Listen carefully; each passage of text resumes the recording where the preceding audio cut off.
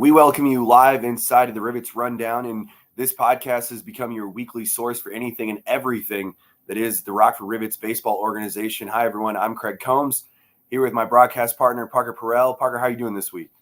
Oh, I'm doing great. You know, we're in Rockford for most of the summer, but this week you're in Indiana, so we miss you over here in Rockford. But the podcast, it lives on. Yeah, it does, and that's the best part of this whole thing is regardless of where we are, and thanks technology, but we can stay in contact. And I know you've been getting text messages all week. This has kind of been our off week while the Rivets have been on the road this week. But I know that you've been getting text messages, and so have I. So working on the road, if you will. So yes, podcast and media on wheels, you could say. As you said, Rivets on the road, but that doesn't mean it's been smooth sailing for either us or the team. They've had to earn their games, earn their keep, have a tough series coming up against Traverse City. But before we get too ahead of ourselves, Craig, it was a 4-game series against Kokomo, against the Jackrabbits, and there was a lot of anticipation going into this series because previous series, Rockford had split the series against Kenosha, walk-off loss, and then a win where it took all 9 innings. So going into Kokomo, this was really a telling sign of how Rockford was going to do in this first half as we get closer and closer to that first half mark, and that playoff clinching win just seems to get closer and closer for Rockford. It was 4 straight wins for Rockford over Kokomo, and those 4 wins couldn't have happened without top plays from the Rockford offense. So, Craig, we're going to take a quick look at 5 plays I highlighted over the 4-game series, starting with Nick Barone at number 5 at the plate for Rockford in Game 1. But he wants more cushion. He wants more cushion for Rockford. The new VCU Ram drills the ball to right center field, driving home 2 runs for Rockford not to be outdone. Number 4, Game 3, 2 Rivets in scoring position, and Michalakis does what he does best, a well-poked ball to left and a good tag-avoiding slide by Lopez to increase the Rivets' lead 5-1. In the number 3 slot, Nick Barone at the plate, and he doesn't like the tied game one bit, taking his anger out on the ball, sending it to left field, and down the line it goes for the go-ahead RBI double for Rockford. And in the number 2 slot, hope you get used to a couple moonshots here. In the number 2 slot, Rivets scoreless in the 6th with runners on first and second, and Ryan Bakes does what he does, a 3-run shot, emptying the wind out of the Jackrabbit sails. And I said moonshots earlier, and in the number 1 slot, the top play of the series, Michalakis in the box, bases are loaded. It's the top play for a reason. Michalakis goes yard, clearing the bags, driving home 4 Rivet runners, and that is the perfect exclamation point for the Rivet sweep over the Kokomo Jackrabbits. Not that this is the turning point of the entire season, because Rockford's been playing well all season. You know, they've been riding around first place. They're currently in first place in the Great Lakes East. But the rain delay, right before the rain delay at home on Father's Day, Rockford was struggling at the plate. Their pitching was struggling. They were losing that game. And then right before the rain delay, they awaken and life come to life, and they're able to somehow win that game after the rain delay. They come back out on the field. They're able to hold off and win the game. But since that point, and oh my goodness, they've run off 5 in a row. And in that 5-game streak, Parker, they've scored 53 runs in 5 games. Yeah, and on top of that, you know, we've talked about this all year on our broadcast on the Northwoods League Sports Network, but defense, man, and you've been lauding defense all year long, but in that 5-game stretch of 53 runs that they've scored, they've only allowed 25 runs. They have been electric over the last 5 games, and man, I can't wait for them to come back home this weekend. Yeah, I can't wait for them to come home either, but I'll raise you one there, Craig. If you look at the Kokomo series by itself, Rockford has outscored Kokomo 43-19.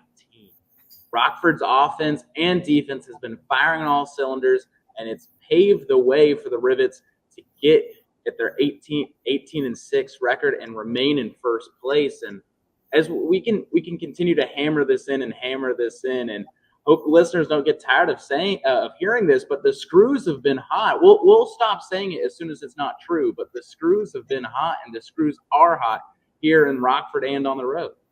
Yeah, and that's the biggest question that we had coming into this season. If you were following us early on in the preseason or on this podcast, was this season going to translate, or was it going to carry over from last year's record-setting 45 wins? And they were really good at home. The question was, were the Rockford Rivets going to be as good on the road this season? And man, have they answered that in spades. And again, a lot of names, but right off the top, Maddox Mikalakis, and thanks to the social media team for putting out such great graphics, with these stats on him. But Maddox Mikalakis during this series, 8 hits, 9 RBI, 4 of those extra base hits, and 6 of them are runs that he's scored once he's gotten on the base path. So bats before and after him hitting as well. And so guys like that have really been, the focal point of this team and have been the core of this offense.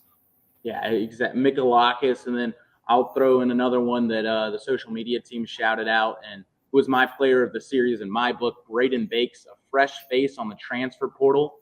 And in the last series against Kokomo, 6 for 14, 2 of those hits being doubles, 8 walks, and 5 RBIs, and just what a series it was, as well as 4 stolen bags. He showed off the speed, showed off the discipline, showed off his ability to hit, and also showed off his defense. And the Kokomo broadcaster during one of his broadcasts said it had been 7 straight attempts at the plate where Braden Bakes ended up on base. And that just shows you right there, Braden Bakes was on fire. He had the ability to get on base with ease, and when that happens, when your players are firing on cylinders, it just leads to more players getting into a groove, like we saw with Maddox Mikalakis and other Rivets throughout the series. Yeah, and this is a Parker statistic here, but I was looking up OPS for this team as well. There are 4 dudes on this team right now that are hitting over 1,000 OPS. 4.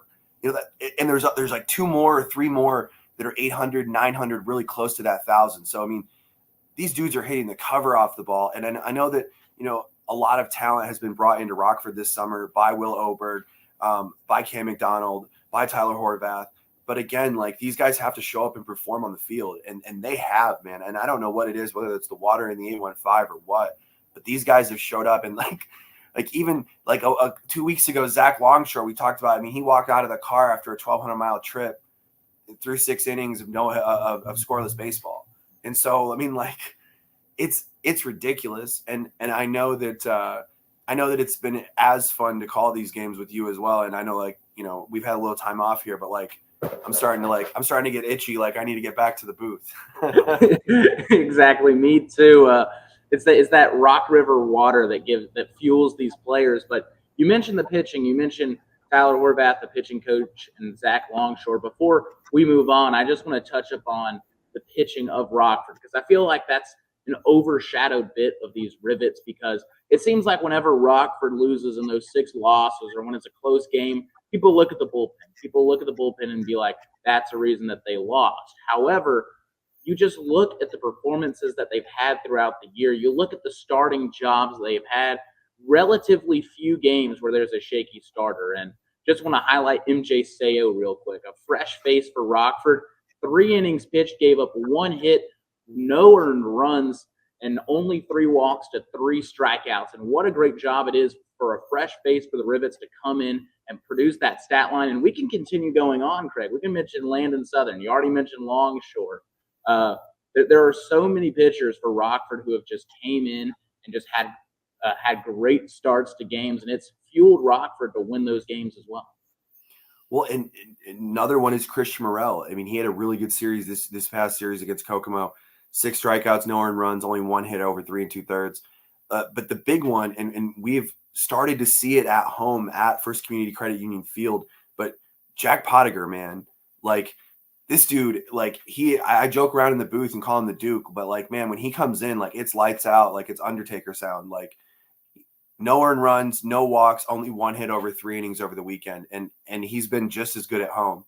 And so being able to find, like you said, we talked about this a lot, being able to find that middle relief and also find that guy that can come in and close the game for you.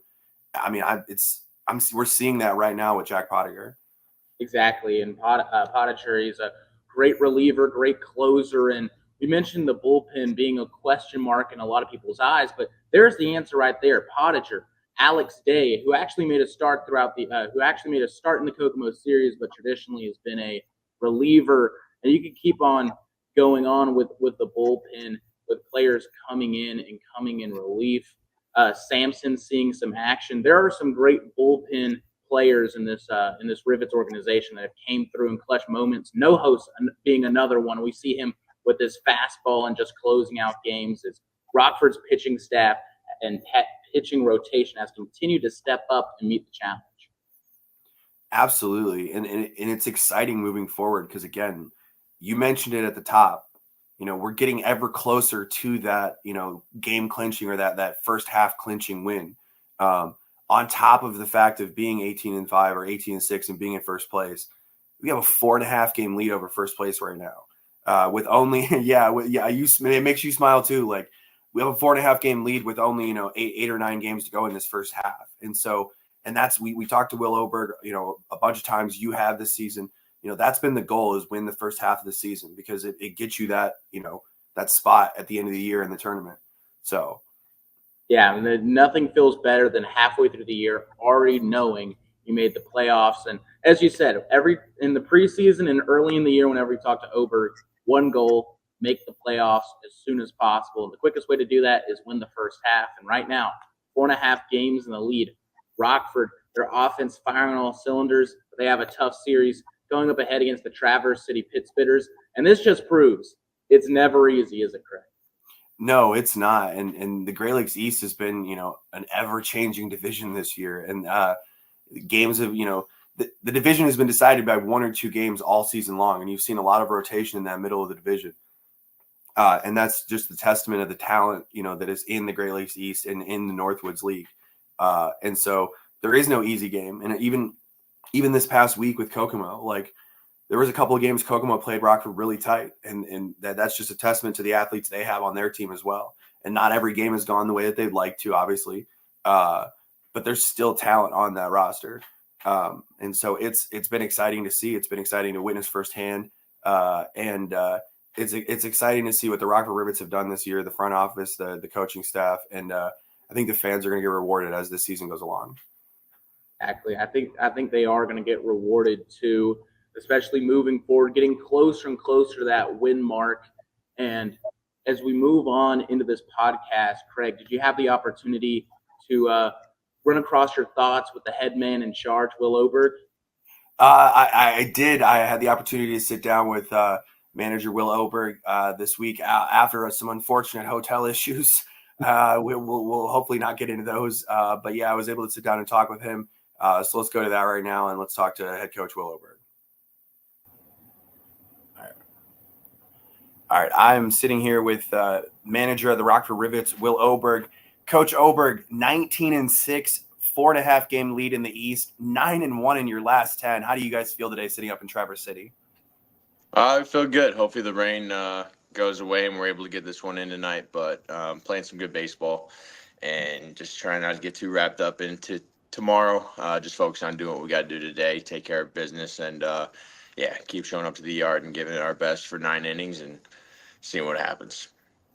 Well, and you guys continue finding ways to win games. It's not, yes, you are scoring a lot of runs. There are a couple of blowout wins, but you guys continue to find ways to win games. And I know that we Parker and I talked about this earlier on here on the Rivets Rundown.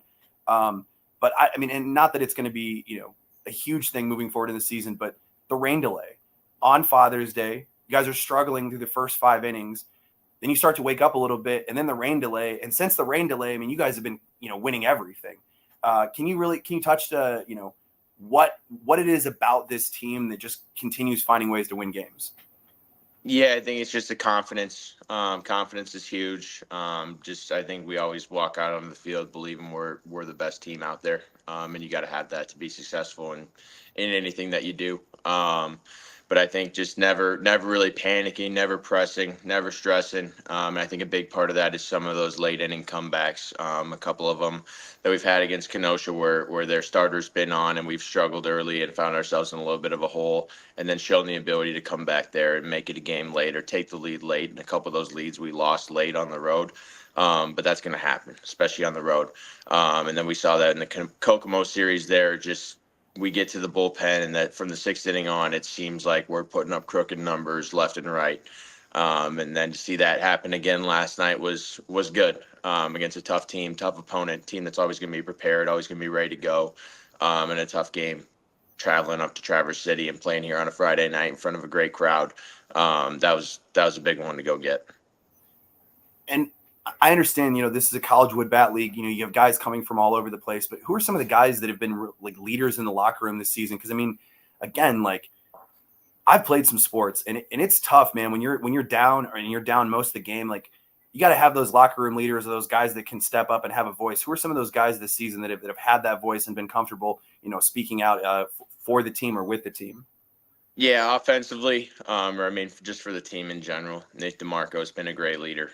He always goes about his business the right way and really sets a tone. I think we got a ton of guys in the room that don't really always need somebody to keep them in check. Everybody's pretty good about going about their business, making sure they're ready to play, making sure they're being a good teammate, good guy to be around, good dude in the clubhouse. So that makes it really easy. I feel like feels like 30 guys that are leaders on this team. Christian Morel is another guy. The other day in Kokomo, we were behind on Thursday night, and he was kind of like, "Hey, let's go! Like, hey, we're the better team. Like, we can beat these guys, but like, it's time to go." And we ended up coming back late in that one, and it was good to see out of him, especially a guy from the pitching side, kind of jumping the hitters a little bit. That shows you that you've got a team. You don't have a group of pitchers and a group of hitters. You've got a team. Yeah, jokingly on the air, I've called him the Duke. Whenever he comes in, it's the Duke. Or I've told Parker that they need to get the Undertaker theme. And anytime that Pottinger comes out on the field, it's just the Undertaker theme. Like, it's over with, man. It's time to go to sleep. So yeah, he has been electric for you guys as well. One of the big things I wanted to ask you about, because we talked about it in the preseason, and you and I have talked about it a couple of times throughout this early season, but the importance of winning the first half. And again, you guys right now, you're in first place. You have a 4.5 game lead, and it's not done until it's done, if you will. But just touch on the importance of getting this first half win, getting qualified for the end of the year postseason tournament. It's big. It's been something that I've thought about. Try to keep it out of my head as much as possible. Obviously you got to show up every night. You got to earn it, especially in this division. We got some tough opponents coming up to finish out the first half here. But yeah, we would love to, finish this thing off and take the first half. It'd be big. Makes things a lot easier going into the second half, and everything like that. And obviously you at the start of the season, the goal is to make the playoffs. So if we can do that, great. But again, I didn't know what the standings are. I don't really want to know, but now I know. But again, we're just going to keep showing up, keep playing our best every day, giving our best for 9, and letting the rest take care of itself. Obviously, positive things. Where are some opportunities that you've seen this team can grow, or opportunities where this team can get better, things that you want to see improved as this season goes along? Some situational hitting needs to get better. We saw that in Kokomo, especially in Game 4 there. Left a lot of guys in scoring position, especially with less than 2 outs. Just got to find a way to get those guys in, not try to do too much. Trust the guy behind you. And I think we've done a good job of that all year, but just emphasizing that going forward, especially in tighter games. Those things matter. And you kind of saw it play out last night. We had some guys lay down some bunts, a couple bunt base hits, a couple sack bunts, put pressure on the defense, make them make a play. Base running's been good. The outfield defense has been outstanding. I think we got a really athletic outfield, and guys that can throw the ball too, which has been big. And then I think the pitchers, especially the starters, just continuing to trust that, and making good pitches, and allowing our defense to go to work and getting outs and not trying to be perfect. I think that's where you run into trouble when you're trying to, okay, a guy's got on base and I'm trying to, throw up a 0 every inning. We're going to give up runs. It's just avoiding those big innings that we saw kind of bite us earlier on in the first half. And they'll still happen, but just minimizing it. Instead of a 5 spot, making it a 3 spot or a 2 spot, right? Or weathering the storm and only giving up 1. Max Vesvia came in, Last night, ground ball back to him, tough play, popped out of his glove, leadoff single to start the inning. You saw that kind of affect the next batter where he's a little frustrated, lost the command a little bit, ended up walking him, and then a cheap base hit through the 4-hole, and all of a sudden it's bases loaded, nobody out.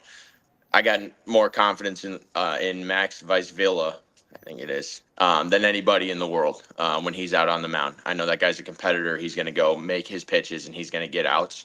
And seeing him settle in there, getting the strikeout, giving up the sac fly to score one, and then getting I think it was a ground ball to end the inning. And I told him after the inning, I'm like, dude, the bases loaded, nobody out, and you only let them get one. Like, that keeps all the momentum on our side. That keeps us in the driver's seat. That gets us back into the dugout and at the plate. And that's doing your job right there. And so things like that, just continuing to play good baseball and learn from these experiences is the biggest thing. That's going to do it here for us in this interview. I appreciate you taking the time. I know you guys have had a schedule this week and the hotel situation and all that. And so we're excited to get you guys back home tomorrow at First Community Credit Union Field. I'm Craig Combs. It's been manager Will Oberg for the first place Rockford Rivets. What a great conversation that was with manager Will Oberg. Obviously excited to see him happy. A little bit of a mishap with the hotel situation, but wins seem to cure all ills here in Rockford, Illinois. Yeah, and with an important series coming up on the road, Rockford will take on the Traverse City Pittsfitters. And we've already talked about it in the intro, how important this series is. But Craig, not to beat a dead horse or anything, but how much emphasis can you put on this series on the road for the Rivets? Well, it's very important. Every game is important. It's the 1-0 mentality or so what mentality as we're developing here in Rockford. But this is the first time playing Traverse City this year. They're in the division. They have perennially been towards the top of the division. So it's going to be a tough environment for Rockford to play in. But I have to assume if Rockford walks in there with the bats they've been swinging the last couple of games that the Pittsfitters are in some trouble.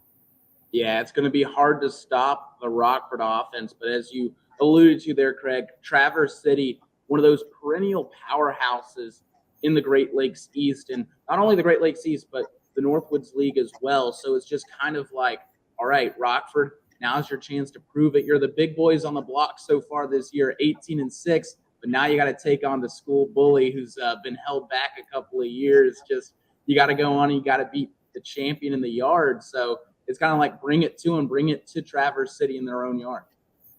Yeah, and I'm excited to see the game tonight on the Northwoods League Sports Network. It's going to be a great matchup. I'm excited to see how the boys do tonight. And again, I'm excited because the Screws are hot. And the Screws have been hot. We will look forward to the matchups this weekend. But as always, he's Craig Combs. I'm Parker Porrill. Thank you so much for tuning in to this episode of the Rivets Rundown. We'll see you next time. Rivets out.